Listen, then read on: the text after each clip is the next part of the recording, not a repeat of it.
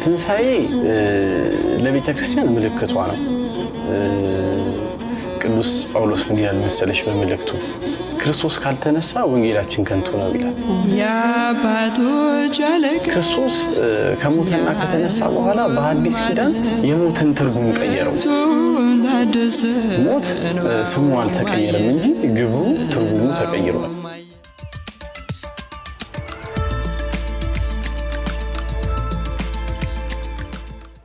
እንኳን ለጌታችንና ለመድኃኒታችን ለኢየሱስ ክርስቶስ በዓለ ትንሣኤ በሰላም አደረሳችሁ አደረሰን። የዛሬ ህይወቴ ፕሮግራማችን እንግዲህ ዛሬ ትንሣኤ እንደመሆኑ ከትንሣኤ ጋር የተገናኙ ከበዓሉ ጋር የተገናኙ ነጥቦችን ለማንሳት ወደናል። አብራችሁን ቆዩ። እንኳን ለጌታችንና ለመድኃኒታችን ለኢየሱስ ክርስቶስ ብርሃነ ትንሣኤ በሰላም አደረሳችሁ።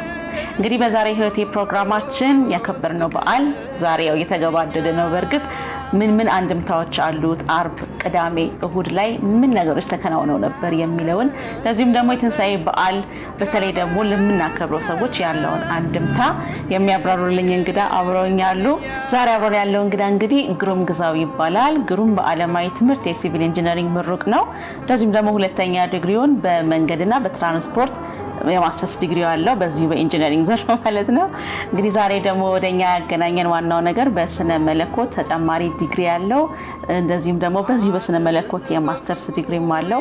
አሜሪካ ሀገር ከሚገኘው ደግሞ አጎራ ከተባለ ዩኒቨርሲቲ እንደዚሁ በስነ መለኮት የማስተርስ ዲግሪ ስላለው ዛሬ ለምናነሳው ነጥብ ስለ ትንሣኤ አያይዘን ለምናነሳው ነጥብ እንግዲህ ትክክለኛ ሰው ነው ብለን እናንተ ጋብዘናል። ግሩም እንኳን አደረሰ።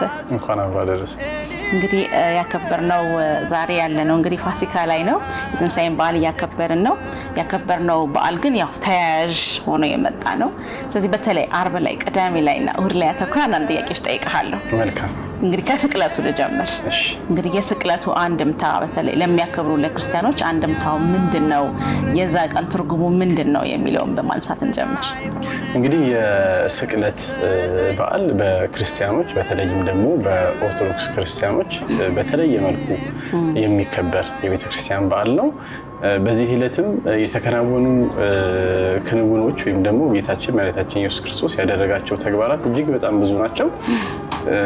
ዋና ዋና የምንላቸውን ነጥቦች ለማንሳት እንሞክራለን። እንግዲህ በዕለተ ዓርብ በጌታችን ስቅለት አዳም በመበደሉና በአዳም በደል ምክንያት በሰው ልጆች ላይ መርገም በደል በመምጣቱ ሰው ባህሪው ራሱ ወደ ኃጢአት ያዘነበለበት ዘመን ነበረ እና ከእግዚአብሔር ርቆ ከእግዚአብሔር ተለይቶ በሞት ውስጥ ይኖር የነበረ ሰው ነው። ከብርሃን ይልቅ በጨለማ ይኖር የነበረ ሰው ነው። ከነፃነት ይልቅ በባርነት ይኖር የነበረ ሰው ነበር እና ያንን የተፈረደበትን የሞት ፍርድ ደግሞ ራሱ ሊክሰው ስላልቻለ እግዚአብሔር አምላክ አካላዊ ቃል እግዚአብሔር ወልድ የሰውን ልጅ ለማዳን በመስቀል ላይ የዋለበትና የሰውን ልጅ በኃጢአት በበደል ምክንያት የመጣውን የሰውን ልጅ ሞት ሊሞት ካሳ ሊሆን ቤዛ ሊሆን በመስቀል ላይ የዋለበት ዕለት ነው ማለት ነው። ከዛም በተጨማሪ ደግሞ በሰውና በእግዚአብሔር መካከል አማናዊ እርቅ የተደረገበት ነው። ሰውና እግዚአብሔር ተጣልተው ተለያይተው ነበረ በበደል ምክንያት በኃጢአት ምክንያት። ስለዚህ በዚህ በበደል በኃጢአት ምክንያት የመጣውን የጥል ግድግዳ በመካከል ሆኖ በመስቀል ላይ ተሰቅሎ ያፈረሰበት ዕለት ነው ማለት ነው። ሌላው ደግሞ እግዚአብሔር አምላክ ፍጹም የሆነ መለኮታዊ ፍቅሩን ለሰው ልጅ የገለጸበት መንገድ ነው። ቅዱስ ዮሐንስ ወንጌላዊ በአንደኛ ዮሐንስ መልእክት ምዕራፍ 4 ላይ እግዚአብሔር አንድ ልጁን ለመስቀል ሞት አሳልፎ እስኪሰጥ ወዶናልና ፍቅርን በዚህ አውቀናልና ፍቅር እንደዚህ ነው ይላል። ፍቅር እኛ እግዚአብሔርን እንደወደድነው ሳይሆን እግዚአብሔር እኛን እንደወደደን ነው። ምክንያቱ ደግሞ ምን መሰለሽ? እኛ እግዚአብሔርን ስንወደው ምክንያት አለን። እግዚአብሔር ግን እኛን ሲወደን ምንም ምክንያት የለውም። ከኛ የሚገኝ ነገር ኖሮ አይደለም፣ መዓዛችን አጉዶት አይደለም፣ መልካችን አስደስቶት አይደለም፣ በጨለማ በሞት ጥላ ስር የነበርንን ነገር ግን እንዲሁ። ለዚህ ነው ዮሐንስ በድጋሚ በወንጌሉ በዮሐንስ ወንጌል ምዕራፍ 3 ላይ ሲያስቀምጥ እግዚአብሔር አንድያ ልጁን እስኪሰጥ ድረስ ዓለሙን እንዲሁ ወዶታል የሚለውና ፍጹም ፍቅሩ የተገለጠበት ነው ማለት ነው። ለሰው ልጆች ደግሞ ያለው አንድምታ ስንል የመጀመሪያው በአዳም በደል ምክንያት በአሮጌው አዳም በመጀመሪያው አዳም በደል ምክንያት የሰው ልጅ ማንነት ከእግዚአብሔር ተለይቶ ይኖር የነበረ ማንነት ነው። እግዚአብሔርን መምሰል ማይችልበት ማንነት ነው የነበረውና ያ አሮጌውን ማንነት አስወግዶ ያ ከመጀመሪያው አዳም ይዘን የነበረውን መልክ አስወግዶ አዲስ ማንነት ቅዱስ ጳውሎስ እንደ እግዚአብሔር ምሳሌ የተፈጠረውን አዲሱን ሰው ልበሱ እንዳለ አዲሱን ማንነትና በክርስቶስ የተፈጠረውን አዲሱን ማንነት እንድንለብስ እግዚአብሔር የኛን ሞት ሞቶ የእርሱን ሕይወት ሰጥቶ የመለኮቱ ባህሪውን በጸጋ እንድንካፈል ያደረገበት ትልቅ በዓል ነው ማለት ነው።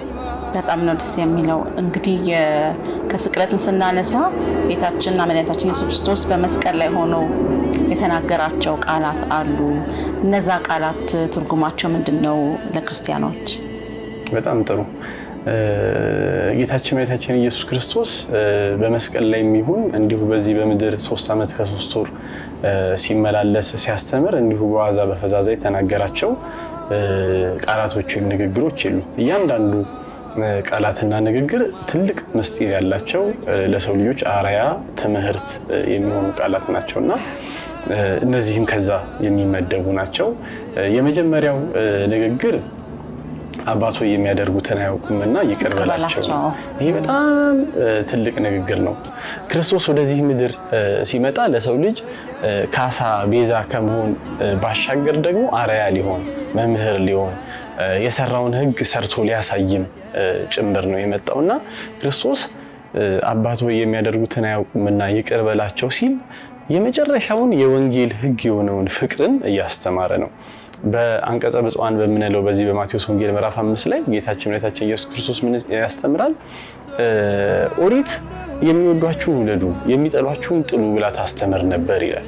እኔ ግን እላችኋለሁ ጠላቶቻችሁን ውደዱ፣ የሚሰድቧችሁን መርቁ ይላል። እና የሚወዷችሁን ብቻ የምትወዱ ከሆነ ፈሪሳውያን ጸሐፍትም ይህንኑ ያደርጋሉና ከነሱ በምን ተለያላችሁ? ስለዚህ ጽድቃችሁ ከፈሪሳውያን ከጸሐፍት ካልበለጠ የእግዚአብሔር መንግስት አትወርሱም እንዳለ የሚወዱን ብቻ ሳይሆን ለጠላቶቻችን መውደድ እንዳለብን ያስተማረበት ነውና የአባቶ የሚያደርጉትን አያውቁምና ይቅር በላቸው ሲል የመጀመሪያው ስቴፕ ሰው የሚወደውን ይወዳል። ሁለተኛው ስቴፕ ሰው የሚጠላውን ይወዳል። ሶስተኛውን ስቴፕ ነው እሱ ያሳየን። እርሱ ምንድነው? እኛ የሚጠሉት የዘበቱበት የከሰሱትን ሰዎች እንዳይጠየቁ ምህረት መለመኑ ብቻ ሳይሆን ለጥፋታቸው ራሱ እርሱ ምክንያት ሰጥቶ ምክንያቱም የሚያደርጉትን አያውቁም እያለ ለጥፋታቸው እንኳን ምክንያት ሰጥቶ እንዳይጠየቁ እስከ ማሰብ ድረስ ነውና በዮሐንስ ወንጌል ምዕራፍ 13 ላይ ደግሞ አዲስ ትእዛዝ ሰጣችኋለሁ ብሎ የወንጌል ትእዛዝ ሰጥቶናል ክርስቶስ። ያ ምንድነው? እኔ እንደወደድኳችሁ እናንተ እርስ በርሳችሁ ተዋደዱ፣ በዚህ የኔ ደቀ መዝሙር መሆናችሁ ይታወቃል ስላለ እርሱን የምንመስልበት ጠላቶቻችንን በመውደድ ለጠላቶቻችን በመጸለይ እግዚአብሔር ምሕረቱን እንዲያደርግላቸው በመጸለይ እርሱን የምንመስልበት ታላቅ ቃል ነው። ቅዱስ እስጢፋኖስን በዚህ በሐዋርያት ሥራ ምዕራፍ 7 ላይ ድንጋይ እየወገሩት እያለ አባቶ በደላቸውን አትቁጠርባቸው እያለ ክርስቶስን አብነት አድርጎ የጸለየውን ማስታወስ እንችላለን።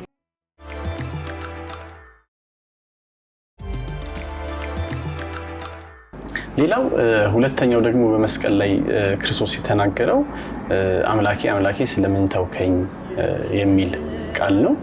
ይህን ቃል ክርስቶስ የተናገረው አባቱ እግዚአብሔር በመስቀል ላይ እሱን ስለተወው ወይም ደግሞ እርሱ ሌላ አምላክ ስላለው የተናገረው ሳይሆን ለዘመናት ለ5500 ዘመን አዳምና ልጆቹ ይጩሁት የነበረውን ጩኸት ፍጹም ሰው በመሆኑ ምክንያት ያንን ማስተጋባቱ ነው። ለዛ ነው መዝሙረ ዳዊት ምዕራፍ 22 ቁጥር 1 ሲጀምር ቅዱስ ዳዊት ራሱ አምላኬ አምላኬ ስለምን ተውከኝ እያለ ይናገር የነበረውን የአዳምና የሰው ልጆችን ጩኸት መጮሁን ያመለክታል። ወደኛ ህይወት ስናመጣው ደግሞ መከራ ሲጸናብን ችግር ሲደርስብን በዚህ ምድር ላይ ከባድ የምንለው ነገር በገጠመን ጊዜ ሁሉ ልንጠራ የሚገባን ስለምን ተውከኝ ልንለው የሚገባን አምላካችን እግዚአብሔር መሆኑን ሲያስተምረን ሲያመለክተን አምላኬ አምላኬ ስለምን ተውከኝ አለ።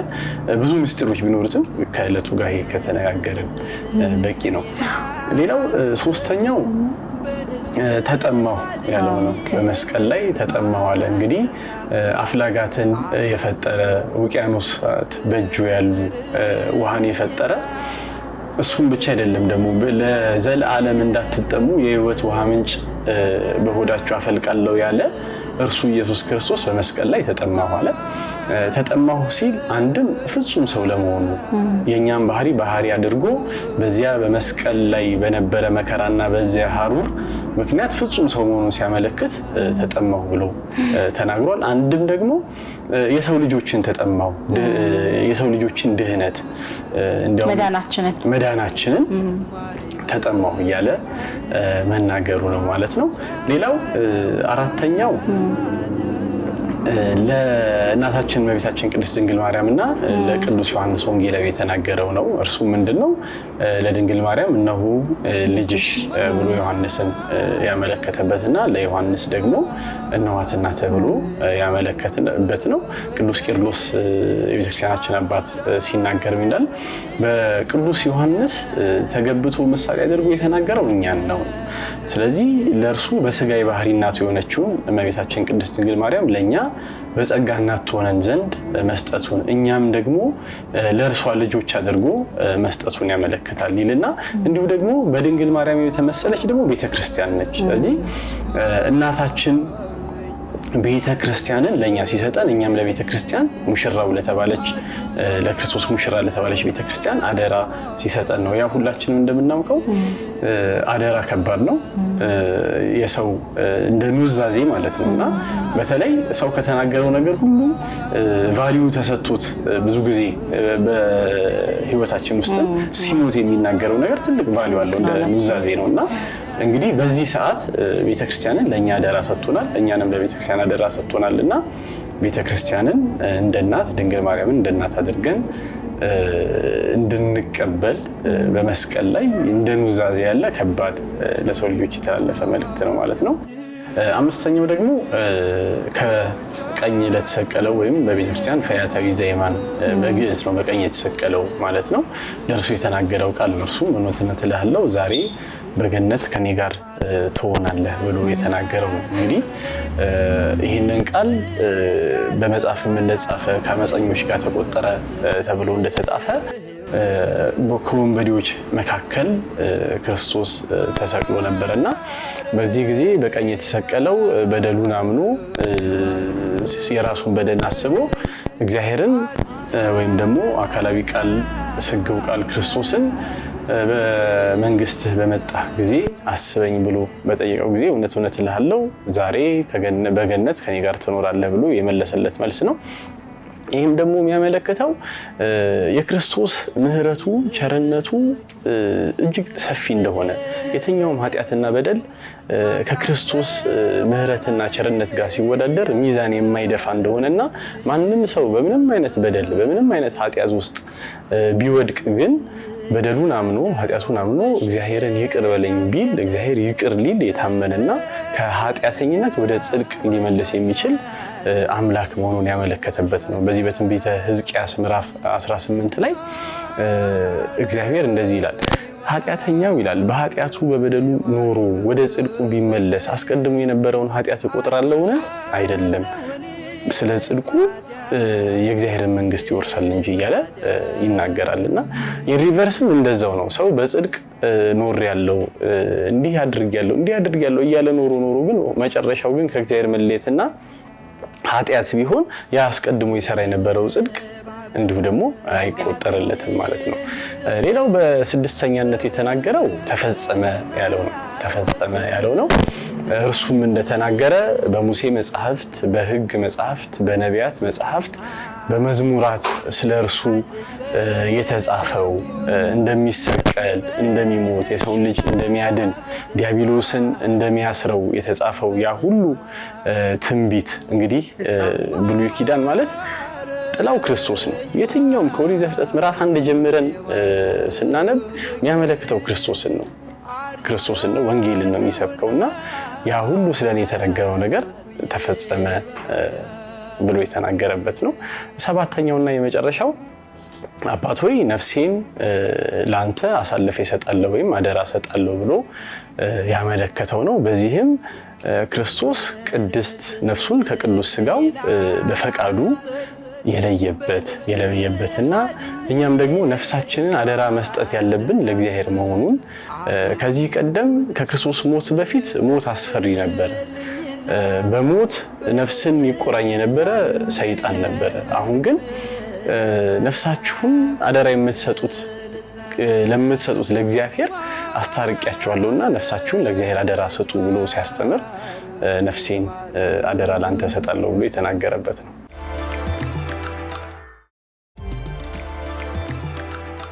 ስለ ነፍስ ካነሳን አይቀር እንግዲህ ያን ቀን ነፍሱ ወደ ሲኦል እንደሄደ ነው አይደለም የሚታመነው። በቤተክርስቲያን ስርዓት ሲኦል የተከናወነው ነገር የሚያሳይ ነገሮች እንዳሉ ትንሽ አውቃለሁኝና ሲኦል ተበረበረ ሲባል ምን ማለት ነው? እሺ በጣም ጥሩ። እንግዲህ ክርስቶስ በስጋው ወደ መቃብር እንደወረደ በነፍስ ደግሞ ወደ ሲኦል እንደወረደ መጽሐፍ ቅዱስም ቤተክርስቲያንም ያስተምሩናል። ይሄ ትምህርት በዋናነት ፍጹም የሆነ የክርስቶስን ተዋህዶ የሚያስተምር ነው። በፍጹም ባህሪያችንን ባህሪው ማድረጉንና ሰውነትን መዋሃዱን ከሰውነት እንዳልተነጠለ ልክ እኛ ስንሞት ስጋና ነፍሳችን እንደሚለያየው ክርስቶስ ሲሞት መለኮትና ሰውነት አይደለም የተለያዩት ስጋና ነፍስ ናቸው የተለያዩት። እንደው አንድ ምሳሌ ባነሳለሽ፣ ለምሳሌ አንድ ብረት የጋለ እሳት ውስጥ ብንከተውና ግሉ ፍም ቢሆንና ቀይ ሆኖ ፍም ሲሆናል አይደል? ልክ እሱን ለሁለት ብንቆርጠው እሳቱ ከነብረቱ ወደዛም ይኖራል፣ እሳቱ ከነብረቱ ወደዚህም ይኖራል። ልክ እንደዛ ክርስቶስ ወደ መቃብር ስጋ ወረደ ስንል መለኮት ያልተለየው ነፍስ የተለየው ስጋ ወደ መቃብር ወረደ እያልን ነው። ወደ ሲኦልም ነፍስ ወረደ ስንል መለኮት ያልተለየው ነገር ግን ስጋ የተለየው ነፍስ ወደ ሲኦል ወረደ እያልን ነው። እንግዲህ ቅዱስ ጴጥሮስን በመልእክቱ እንዳስቀመጠልን ሞተ በስጋ በመንፈስ ግን ሕያው ነው፣ በሲኦል ላሉ ነፍሳት ወንጌልን ሰበከላቸው እንዳለ ለ5500 ዘመን አዳምና ልጆቹ የክርስቶስን መምጣት የክርስቶስን ማዳን ተስፋ አድርገው ይጠባበቁ ነበርና ቅዱስ ዳዊትም እንዳለ ነፍሴን በሲኦል አትተዋትምና እንዳለ ያንን የክርስቶስን ማዳን ተስፋ ያደርጉ ነበር፣ ይጠባበቁ ነበርና ክርስቶስ በነፍሱ ወደዚያ ሲኦል ሄዶ የዲያብሎስን ምርኮ እንደቀማ አርነት ለአዳምና ለልጆቹ የሰጠበትን የምናነሳበት ነው። እርሱ ራሱ በምሳሌ ሲያስተምር በወንጌል አንድ ሰው ኃይለኛውን መጀመሪያ ያስርና ከዛ በኋላ ቤቱን ይበረብራል ብሎ እንዳስተማረ በመስቀል ስር ኃይለኛ ተብሎ የተነገረ ዲያብሎስን በመስቀል ስር ቀጥቅጦ አስሮ ቤቱ የተባለ ሲኦልን ደግሞ በርብሮ ነፍሳትን ሁሉ ወደ ራሱ የመለሰበት ዕለት ነው ማለት ነው። በጣም ነው ደስ የሚለው። እንግዲህ ያው ይሄ ነገር ለብዙዎቹ ግልጽ ይሆናል ብዬ ተስፋ አደርጋለሁ። ሲኦል ተበረበረ ሲባል ምን ማለት ነው ለሚሉ ተመልካቾቻችን ግልጽ ይሆናል ብዬ ተስፋ አደርጋለሁ። ወደ ትንሳኤው ደግሞ እንምጣ። እንግዲህ ያው ትንሳኤው ትልቅ አንድምታ አለው። በተለይ በአሁኑ ጊዜ ይህንን በዓል ስናከብር ለእኛ ለእያንዳንዳችን ምን አይነት ትርጉም ይኖረዋል? በጣም ጥሩ። ትንሳኤ ለቤተ ክርስቲያን ምልክቷ ነው። ቅዱስ ጳውሎስ ምን ይላል መሰለሽ በመልእክቱ ክርስቶስ ካልተነሳ ወንጌላችን ከንቱ ነው ይላል።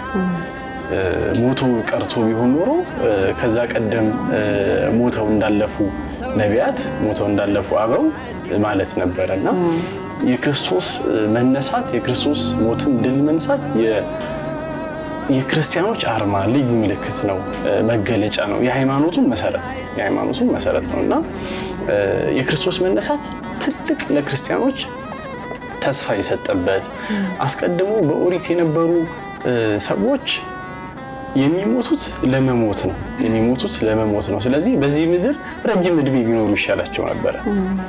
አሁን ግን ክርስቶስ ከሞተና ከተነሳ በኋላ በአዲስ ኪዳን የሞትን ትርጉም ቀየረው። ሞት ስሙ አልተቀየረም እንጂ ግብሩ ትርጉሙ ተቀይሯል። አሁን ሞት ማለት ክርስቶስ ያሸነፈው ቅዱስ ጳውሎስን በዚህ በአንደኛ ቆሮንቶስ ምዕራፍ 15 ላይ ሞት ሆይ መውጊያ የታለ ሲኦል ሆይ ድል መንሻ የታለ እንዳለ ሞት ተሸንፏል። ቅዱስ አትናቴዎስ እንዲያውም ምን ይላል? የክርስቶስ ሞት የሞት ሞት ነው ይላል። ክርስቶስ በመሞቱ ሞት ራሱ ሞተ። ያ ህይወት የሆነ ትንሣኤና ህይወት እኔ ነኝ ብሎ በዮሐንስ ወንጌል ምዕራፍ 11 ያስተማረ ክርስቶስ እርሱ በመሞቱ ምክንያት ሞት ራሱ ሞተና የሞት ግብር ተቀየረ። አሁን ሞት ለኛ ድልድያችን ነው። ለክርስቲያኖች እግዚአብሔርን ላመንን እንደ እግዚአብሔር ሐሳብ ለተመላለሰን ክርስቶስን መስለን ለኖርን ለኛ ለክርስቲያኖች ሞት ድልድይ ነው። እንደ ኦሪታውያኑ የምንፈራው ነገር አይደለም። አሁን እኛ የምንፈራው በነፍስ መሞትን ነው። በኃጢአት በበደል ምክንያት ከእግዚአብሔር መለየትን ነው። ይሄ ነው ለኛ የሞት ሞት። ስለዚህ የሞትን የምናይበት የእይታ ዳይሜንሽናችን ራሱ ተቀይሯል ማለት ነው። አሁን ሞት የሚፈራ አይደለም፣ ከእግዚአብሔር ጋር መገናኛ ነው። ቅዱስ ጳውሎስ እንደውም ምን ይላል? እኔ በዚህ በምድር አብሬያችሁ ቆይቼ ላስተምራችሁ እፈልጋለሁ፣ ወዳለሁ፣ ደሞ ሊሄድ ደሞ ከእግዚአብሔር ጋር ልኖር ከክርስቶስ ጋር ልኖር ደሞ የበለጠ ናፍቃለሁ እያለ ሞት ድልድይ መሆኑን የሚፈራ ለመሆኑን ሞት ኃይሉን ጉልበቱን በክርስቶስ ሞትና ትንሣኤ ማጣቱን ያስተምረናልና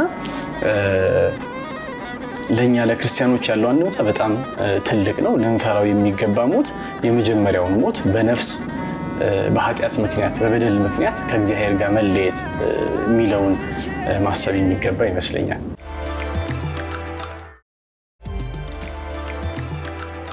ስለዚህ ትንሣኤ የክርስቲያኖች የእምነት መሰረት ነው ማለት ነው እያልከኝ ነው ማለት ነው። ከዚህ ጋር ተያይዞ እንግዲህ በትንሣኤ ዕለት የሚካሄዱ ስነ ስርዓቶችም አሉ። ከዛ በኋላ ደግሞ በዓለ ሃምሳ የሚባል ይከተላል። እንግዲህ በዛም ጊዜ ደግሞ ሰዎች ሰላምታ ሲባባሉ ራሱ ለየት ይላል አይደለም? ስለዛ እናንሳ።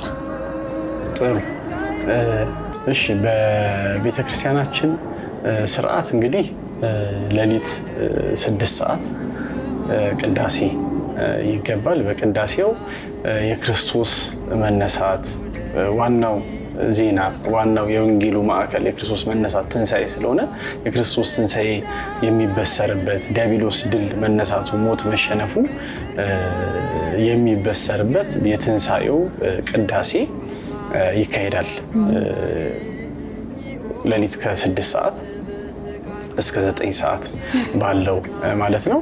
ከዛ በኋላ ደግሞ አስቀድመው እነ ማርያም መቅደላዊት ኋላ ደግሞ እነ ቅዱስ ጴጥሮስ መተው በመቃብሩ ክርስቶስን እንዳጡት ኋላም ደግሞ ቅዱሳን መላእክት የክርስቶስን መነሳት እንደተናገረ ተነስቷል እንጂ በርዚ የለም ብለው የተናገሩበትን የአዋጅ ስርዓት ቤተክርስቲያን ያንን ታውጃለች ማለት ነው። እንግዲህ ከዚህ በኋላ በዓለ ሃምሳ የምንለው ክርስቶስ ከተነሳበት ትንሣኤውን ካከበርንበት እስከ በዓለ ጰራቅሊጦስ ወይም ደግሞ መንፈስ ቅዱስ በሐዋርያት ላይ እስከወረደበት ዕለት ድረስ ያለው በዓለ ሃምሳ ተብሎ ይከበራል። በዚህ ዕለት በቤተክርስቲያናችን ትውፊት መሰረት ክርስቲያኖች ራሱ ሰላምታ የሚሰጣጡበት ሰላምታ የተለየ የደስታ የፍስሐ ሰላምታ ነው። 50ውን ቀናት ላይ በዚህ ሰላምታ ነው ሰላምታ የምንሰጣጣው። ክርስቶስ ተንሥአ እሙታን እንላለን። ይህ ክርስቶስ ከሙታን ተነሳ ማለት ነው። በአብይ ኃይል ወስልጣን ደግሞ በእርሱ ባለ ታላቅ ኃይልና ስልጣን እውነትም ከሞት ተነስቷል ማለት ነው። አሰሮ ለሰይጣን እንላለን። ሰይጣንን አሰረው ማለት ነው። አጋዞ ለአዳም እንላለን። ያ ደግሞ አዳምን ከግዞት ነፃ ወጣው ፈታው ማለት ነው። ከዛ ሰላም እምይእዜሰ ሆነ ፍስሐ ወሰላም እንላለን። ያም ደግሞ በዚህም የተነሳ ክርስቶስ በታላቅ ኃይልና ስልጣን ከሞት ተነስቶ አዳምን ነፃ በማውጣቱ ዲያብሎስን ደግሞ በማሰሩ ፍስሐ ሰላም ሆነልን ብለን በዚህ መሰረት በተለይ በኦርቶዶክሳውያን አብያተ ክርስቲያናት ደግሞ ይሄ በኢትዮጵያ ኦርቶዶክስ ተዋሕዶ ቤተክርስቲያን ብቻ ያለ አይደለም። በምስራቅ ኦርቶዶክስ አብያተ ክርስቲያናትም እንዲሁ በአሃት ኦሪየንታል አብያተ ክርስቲያናትም ያለ ነው። እንዲሁ ባጭሩ ሲሆን ክራይስት ኢዝ ራይዝን ብለው ወይም ደግሞ ክርስቶስ ተነስቷል ነው በቃ ሰላምታው። በዚህ በ50 ቀን ክርስቶስ መነሳቱን የምናውጅበት ነው ማለት ነው። እንግዲህ ያው አሁን የትንሣኤ በዓልን ካከበርን በኋላ እንዳልከምንገባበት ጊዜ በዓለ ሃምሳ ነው። እንግዲህ ሰዎች በዚህ አጋጣሚ በዓለ ሃምሳ ሲባል እንደፈለጉ የሚሆኑበት ወደ ነበሩበት ኃጢአት ፍስሐ የሚመለሱበት ሳይሆን ክርስቶስ በመነሳቱ ደስታን የሚያገኙበት ነው ያልከን ነው። ስለዚህ ከዚህ ጋር በተያያዘ ማለት ነው በበዓለ 50 ጊዜ ልናሳይ የሚገባው ባህሪ ምን መሆን አለበት? ከምግቦች ተተከለከለ ወደ ምግቦች መሮጥ አይነት ባህሪ በሰዎች ላይ የሚታያል። በቃ ያን ጊዜ መናፈቅና ከመንፈሳዊነት መራቅ አይነት ነገር ይታያል። ስለዚህ ምን ትለናለህ?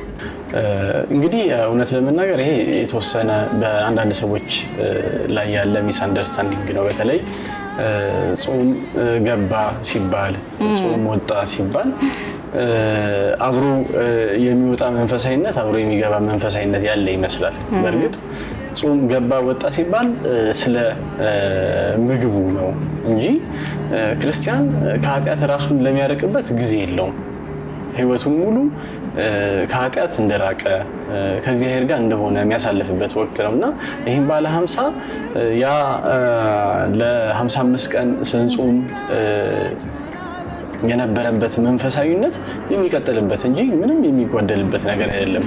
ልዩነቱ ምግብ መፈቀዱ መብላት መጠጣቱ መፈቀዱ እንጂ ከዛ ውጪ አንድ ክርስቲያን በኃጢአት በበደል ተመልሶ ወደ ነበረበት ማንነት የሚመለስበት ማለት ሳይሆን ከእግዚአብሔር ጋር እንደሆነ እንዲያውም የተደረገለትን የባዳን ስራ እጹብ ድንቅ የሚልበት እጹብ ድንቅ እያለ በምን ስራዬ ነው እንደው ምን ኖሮኝ ነው ክርስቶስ ወደዚህ ምድር መጥቶ ስለኔ ተሰቅሎ ሞቶ ተነስቶ እንደው ምን መልካም ነገር ኖሮኝ ነው እያሉ የእግዚአብሔርን ፍቅር የእግዚአብሔርን ቸርነት የእግዚአብሔርን ርህራሄ የምናደንቅበት ጊዜ እንጂ ተመልሰን ጥለነው ወደ መጣነው ወደ አራገፍነው ኃጢአትና በደል የምንሻገርበት አይደለም ማለት ነው።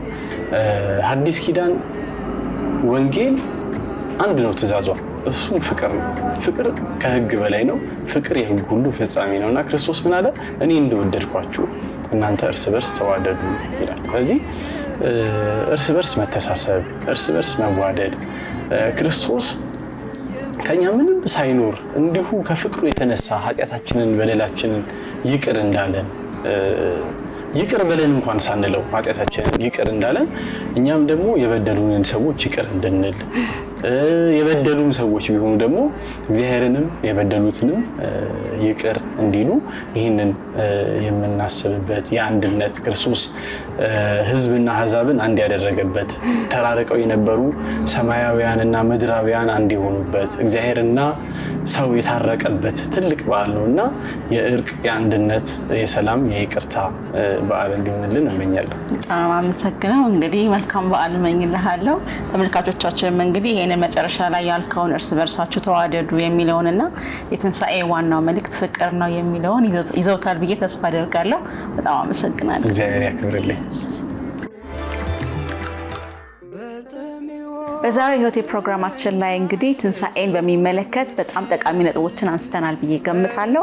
በዓሉ የሰላም የደስታ ሆኖላችሁ እንዳለፈ እርግጠኛ ነኝ። እንግዲህ መጪው በዓለ 50 በተመከርነው መሰረት እርስ በርስ በመፈቃቀር በመዋደድ እንድናሳልፈው መልካም ምኞታችንን እንገልጻለን። ሳምንት በሌላ ፕሮግራም እንገናኛለን። መልካም በዓል።